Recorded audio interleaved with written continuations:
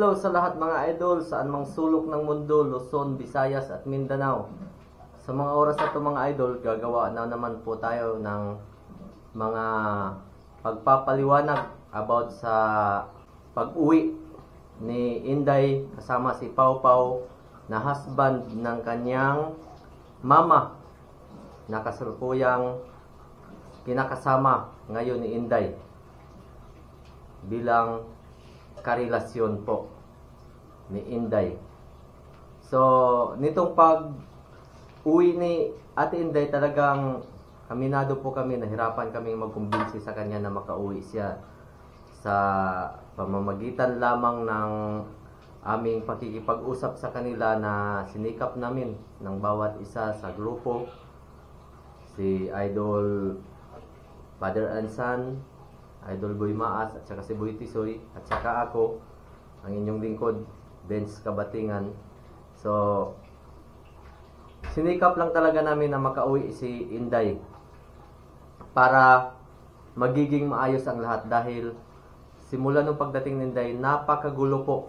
Bawat isa po sa atin, mga idol, hindi po natin tinotolerate yung mga pangyayari na hindi maganda talaga. Hindi po natin tinotolerate yung mga pagkakamali. Hindi po natin tinotolerate yung mga mapapanood ng mga kabataan, especially ng mga anak natin na may kanya-kanyang mga cellphone sa bahay. Kasi po, para sa akin po, isa din po yung mga anak ko nakasubaybay sa isyong ito. Ate Michelle, kay Kuya Janil at saka kay Inday. Nitong mga nagdaang mga araw po, dumating ulit si Inday. Kasama yung ama-amahin niya. Kumbaga stepfather niya. So, ikinagulat ng lahat po. Dahil dumating ng biglaan sa bahay ni Idol Boy Maas. So, ito naman si Idol Boy Maas, siyempre, nandoon yung sa puso niya ang pagtulong. At saka hindi rin naiba sa kanya si Inday kasi nakilala na din po niya. At saka isa din po si Inday yung mga naging dahilan ng natulungan si Michelle at saka si Janelle. So tatlo yan sila na from the start pa lang ay na-vlog namin, tatlo na talaga sila nagkasama-sama. Hanggang sa naipagawa yung bahay, nandyan pa rin si Inday. Kaya lang, napauwi namin dahil nga sinasabi ng mga followers natin dyan na talagang hindi pwede ang magkasama sa isang bubong ang dalawang babae na kinakasama ng isang lalaki. So bawal po yan mga idol. Kaya po, nung mga time na yun, sinikap namin na mapauwi si Inday. Sinikap namin na matugunan yung mga komentaryo nyo na hindi pwede yan. Sa akin lang mismo, sa mga comment nyo, nababasa ko po, na huwag nyo itolerate yan. Hindi pwede talagang mag-asawa na dalawa yung asawa ni Kuya Janil. Pauwiin yan si Inday. Yun lang talaga ang reason kung bakit napauwi si Inday noong una. Kaya yun, sinikap namin hanggang sa natugunan yung mga gusto ng mga tagapanood, ng mga nakasubaybay. Pero nagulat ang lahat kasi hindi raw nakauwi si Inday doon sa kanyang paruroonan. Doon sa mga hindi nakasubaybay, pwede nyo pong mapanood sa episode 1 and 2. Nasa baba po ng description, makikita nyo po kung ano yung punot dulo ng kwentong ito about kay Ate Michelle, kay Janelle at saka ni Inday. So, dalawang asawa ang isang lalaki. Si Kuya Janelle may dalawang asawa. Itong si Inday at saka si Ate Michelle. Nung hindi nakauwi si Inday sa kanyang paruroonan, mula dito, nagulat na lang ang lahat. Nakasakasama ni Inday, yung mama niya, at saka yung stepfather niya. Ikinagulat ng lahat na kahalikan ni Inday ang kanyang stepfather sa harapan mismo ng kanyang mama, nakahalikan din mismo ng kanyang mama ang kanyang stepfather. So, tatlo sila. Kung tatawagin, threesome. So, doon pa lang mga idol, talagang hindi na kaaya-aya, hindi na maganda panoorin. Dahil, simula umpisa pa lang, iniwanan ni Inday ang kanyang dalawang anak. Iniwanan ni Inday ang kanyang asawa, ang kanyang husband, para lang sumama kay Kuya Janil at saka kay Ate Misil. Tapos, nagkarelasyon sila ni Kuya Janil. Nakita mismo ni Ate Misil ang mga nangyayari, ang mga pangyayari sa kanilang dalawa. Yung love making nila, pasintabi sa mga nanonood. So, hindi ko na lang babanggitin. Especially sa mga bata. Huwag niyo pong gayahin po. Kung ano man yung nakikita niyo na hindi kaaya-aya. So, mga parents, kayo na po bahala sa makaparinig nito, sa magpapaintindi sa mga bata. Iniwan ni Inday yung dalawang anak niya at saka yung husband niya dahil sumama siya kay Kuya Janil at saka kay Ate Misil. Nakarating sila dito. Sa hindi inaasahang pagkakataon, na i-vlog namin sila. Kaming apat ni Idol Boy Maas, ako, si FS at saka si Tisoy. Na-vlog namin sila. Saan sila galing? Sa Tagum City. Tutungo sila ng Kamaynilaan para makipagkita kay Rapi Tulfo. Hihingi daw sila ng tulong. Doon mismo na pag-alaman namin na may relasyon ang dalawa. Si Inday at saka si Janil. Habang si Ate Misil ay karelasyon niya rin. Kinabukasan po, dumating yung tulong para sa kanila dahil nga po ang sponsor natin, yung nag-sponsor na awa po kay Ate Misil. Especially kay Ate Misil ha, kasi meron siyang kapansanan. Nagpadala ng pera para mapatayuan ang bahay. So, nandoon si Ate Misil, si Inday at saka si Kuya Janil. Yung bahay na yun talaga, naipatayo yung bahay na yun para sa kay Kuya Janil at saka kay Ate Misil. Dahil nga po, ang totoong nagkakasama talaga, ang totoong mag-asawa talaga ay itong si Ate Misil at saka si Kuya Janil. May mga anak pa nga ho sila. So, yun ang mga comment ng mga netizen, ng mga taga-subaybay natin na dapat pauwiin si Inday kasi may sarili yan siyang pamilya. Hindi itolerate yung mga ganong pangyayari.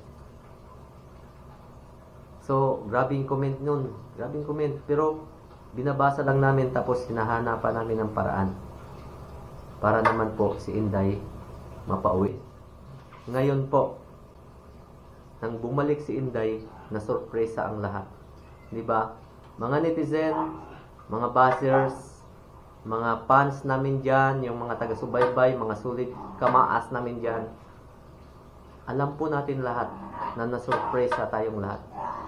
Kahit po ako, nasurpresa din po ako sa pagdating ni Inday. Hindi lang si Inday, kasama niya pa yung stepfather niya. At the same time, karelasyon niya rin. Dumating si Inday bigla. Kinatuloy ni Idol Boy Maas doon sa bahay ni Kuya Janil dahil para lang mabigyan ng shelter, mabigyan ng sapat na tulugan, maging maayos ang lahat. Pero pinaplano na hindi pwede talaga na ganun, na hindi pwedeng tumagal si Inday. At yun lang, yung mga oras na yun, na may matulugan lang si Inday at yung stepfather niya. Kaya lang, nung mga susunod na mga araw, hindi na pumapayag si Inday na pauwiin. Dahil iniisip ni Inday, may karapatan din siya sa bahay na yon. Yun talaga mga idol. Iniisip ni Inday, may karapatan din siya sa bahay na yon, makatulog siya anumang oras, pasok siya anumang oras sa bahay na yon. Dahil iniisip ni Inday, may karapatan din siya. Dahil simula nung itinayo ang bahay na yon, si Inday, nandyan si Inday. Kaya lang, biglang nagkainitan sa mga kasamang mga buzzers, mga netizen, yung mga fans natin ng mga Solid Kamaas, nagkainitan dahil hindi pwede na bumalik si Inday kasama si Ate Michelle, si Janelle, dahil si Janelle at saka si Inday talagang mayroon talaga silang pagmamahalan, nagmamahalan talaga sila. Madalas sinasaktan si Ate Michelle dahil kay Inday. Madalas umiiyak si Ate Michelle na i-stress dahil kay Inday. Dahil mas mahal ni Kuya Janelle si Inday. So ganito yung nangyari nung nagkainitan na sa sa mga issue about nitong issue ng pagdating ni Inday, tapos ipinatuloy doon sa bahay niya ni Ate Michelle. Alam po namin mga idol na sagrado na ang bahay na yon para kay Kuya Janelle at saka kay Ate Inday. Hindi na pwedeng pabalikin doon si Inday para magsama sila ulit. Alam po namin yon. Kaya nga, kung ano man yung mga pagkakamali namin, kung ano man yung pagkakamali, tao lang po kami, humihingi po kami ng dispensa. Pero pinaplano na talaga namin na aayusin namin. Doon sa mga nag-comment din po na dapat inasikaso niyo si Inday kasi buntis. Dapat hindi niyo pinabayaan, unfair naman po. Dapat dapat tutulungan niyo rin. Hindi niyo na pauwiin, bibigyan na lang ng kubo ko, kahit kubo-kubo. Tinulungan niyo rin. Dahil buntis. So naintindihan namin kayo mga idol. Mga sumusubaybay, naintindihan namin. Kasi pag buntis yung babae, talagang iba ng usapan yon, nakakaawa na talaga. Pero gusto kong ipaliwanag sa inyo kung bakit nabanggit yung sinasabing buntis si Inday. Dahil nga po, ayaw niyang humiwalay ulit kay Kuya Janelle. Ayaw niyang mapalayo ulit kay Kuya Janelle. Kasi alam ni Inday kung gaano siya kamahal ni Kuya Janelle. Sinabi niyang buntis siya, pero ang totoo, hindi. Hindi po. Kasi sa unang vlog pa lang namin, sa unang pagkikita pa lang namin, sa unang pagka-coverage pa lang namin sa kanya, hinawakan ko na mismo yung dito niya mga idol. Talagang nakapa ko talaga na meron siyang chip dito. Kumbaga implant. Talagang hindi siya mabubuntis. Hinawakan ko talaga. So, hindi talaga siya mabubuntis. So, sinabi niyang buntis siya. Sinabi niya sa stepfather niya na buntis ako. Oh, sinabi niya na buntis ako. Kaya si Pau sinabi na dapat silang magsama kasi buntis si Inday. Pero nung mga time na yun mga idol, alam na alam ko na hindi buntis si Inday. Kumbaga gawa-gawa niya lang yun na istorya para hindi siya paalisin, para pigilan siya ni Janelle. Ito namang si Janelle, hindi man lang nagulat kasi alam din ni Janelle na hindi talaga siya mabuntis kasi may implant siya dito. Yan. So, sa mga nagsasabi na kawawa naman si Inday, pinauwi niyo, buntis pa naman. No, hindi siya buntis. Sinasabi ko sa inyo, I'm sure po hindi siya buntis. Kasi nakapa ko po yung niya dito, implant. So, that time lang po mga idol, sinikap lang po talaga namin ng bawat isa na mapauwi talaga namin si Inday kasi nga po, bawal nga po na magkalapit sila ni Kuya Janelle. Nakita nyo naman po nitong upload ko, nitong huli naming upload. na kung papaano Renato ni Kuya Janil si Ate Misil sinasaktan po, tinutukan ng kutsilyo dahil ito kay Inday. So napakatindi po yung naramdaman ni Janil doon kay Inday. So nung mga time na yun, sinikap po namin na mapauwi talaga si Inday. Kahit sinabi niyang buntis siya, pero alam namin sa sarili namin, kahit ako alam ko na hindi talaga siya buntis. Kanya na lang yun, kanya na lang yung alibay. So kami naman po, sinikap po namin makagawa din po ng random talk. Kumbaga, kung ano yung lumalabas sa bunganga namin na gawa-gawa na istorya para lang matakot, para lang mag-alala at makapag-desisyon na umuwi. Yun, nagiging successful din. Nagiging pulis pa nga ako sa pagpapakilala sa akin. Nabanggit nga po doon na itong si Vince Kabatingan, pulis ito. Pero gusto ko pong sabihin sa inyo, hindi po ako part ng kapulisan, kahit anumang organisasyon dyan sa Armed Forces of the Philippines. No, hindi. Bali, isa lang po akong hamak na vlogger na nagchat-charity kasama si Idol Boy Maas, FS, Boy Tisoy. So, gawa-gawa na lang yung namin, pamamaraan na lang yun. Yun na lang yung nagiging tangi naming pamamaraan, pambala namin para lang kusang mag-alala si Inday at saka si Pawpaw at kusang magkapag-desisyon na lumayo na lang sa lugar nito, sa lugar sa kanila Ate Misil at Kuya Janil, para hindi sila mapahamak. So gawa-gawa na lang yon na istorya para lang talaga mapauwi. So I hope na maintindihan nyo rin po yun sa mga bagong nakasubaybay na nagsasabi, na nagme-message sa akin na kawawa naman si Inday, sana po binigyan nyo na lang din ng tulong. Kahit kubo-kubo lang. Ang iniiwasan lang po namin talaga ang magkalapit si Janil at saka si Inday, kasi may mangyayari na namang masama na ikaka-stress ni Ate Misil. Kaya sinikap talaga po namin na mapauwi si Inday kasama si Pawpaw. Kasi hindi talaga pwede natin itolerate, mga idol. Alam natin ng bawat isa yung mga pagkakamali, hindi pwedeng itolerate. Napakalaki ng pinsala ang mga nagawa ni Inday sa pagkalalakero niya. Iniwan niya yung dalawang anak niya kasama yung husband niya dahil sumama siya kay Janil. Ngayon, pinauwi namin siya. Bumalik ulit, kasama na naman niya yung stepfather niya na kasalukuyang kalaguyo niya. So napaka hirap intindihin kung baga maisip natin ano bang meron, ano bang asal na meron sila, di ba? So talagang pangit panoorin, pangit pakinggan. So hindi natin tinutolerate yan.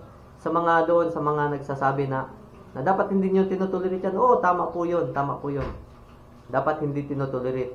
Alam po namin yung mga ginagawa namin dahil po hindi lang po kayo nagsasabi ng ganon. Marami po kayo nagme-message, kaya binabasa din po namin. Lalong-lalo na ako. Minsan lang ako nakakapag-vlog.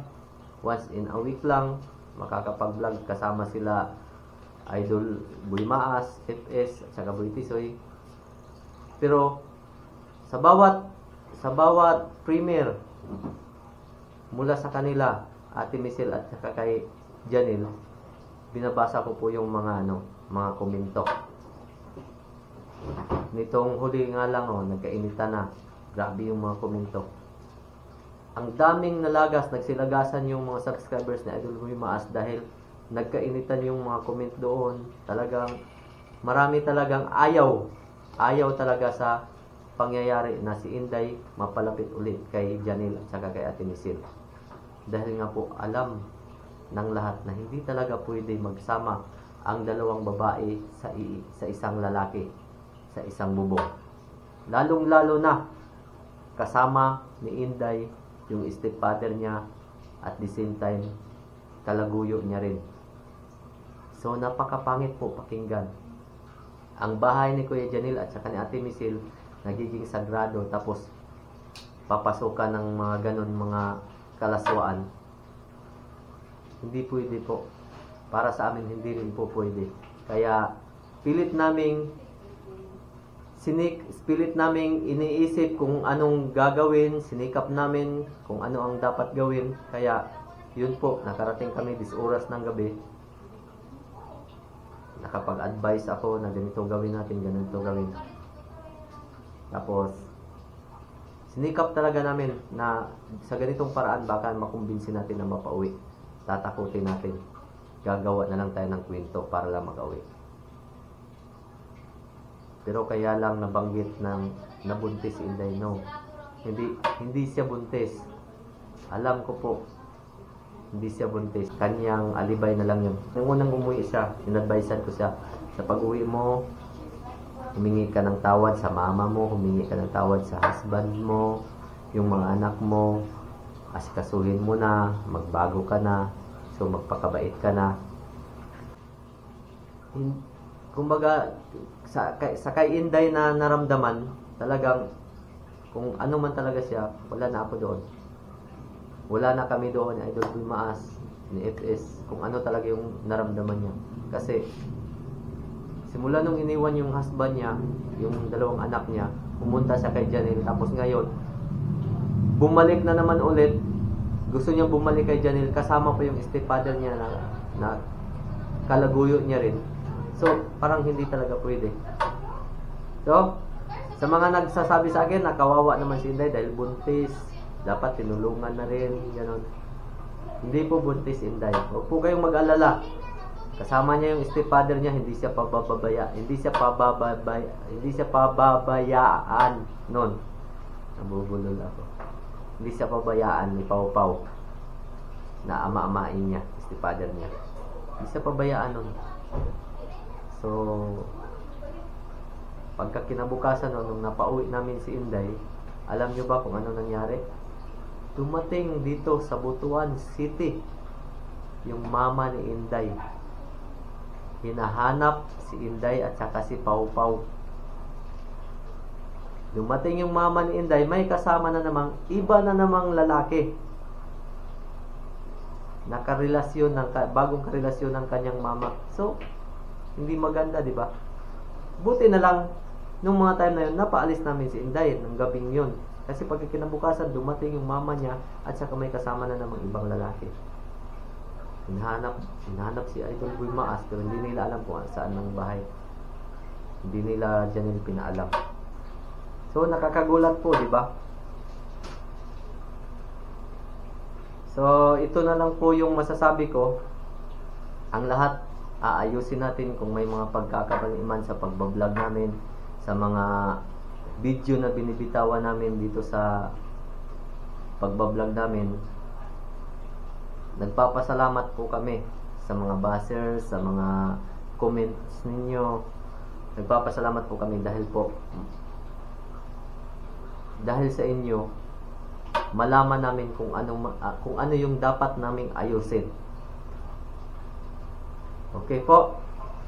So, shout out nga pala dyan sa mga bashers, mahal na mahal namin kayo. Shout out dyan sa mga kamaas, solid kamaas. Shout out din dyan sa mga sumusubaybay dito sa channel ko, sa Benz Kabatingan channel.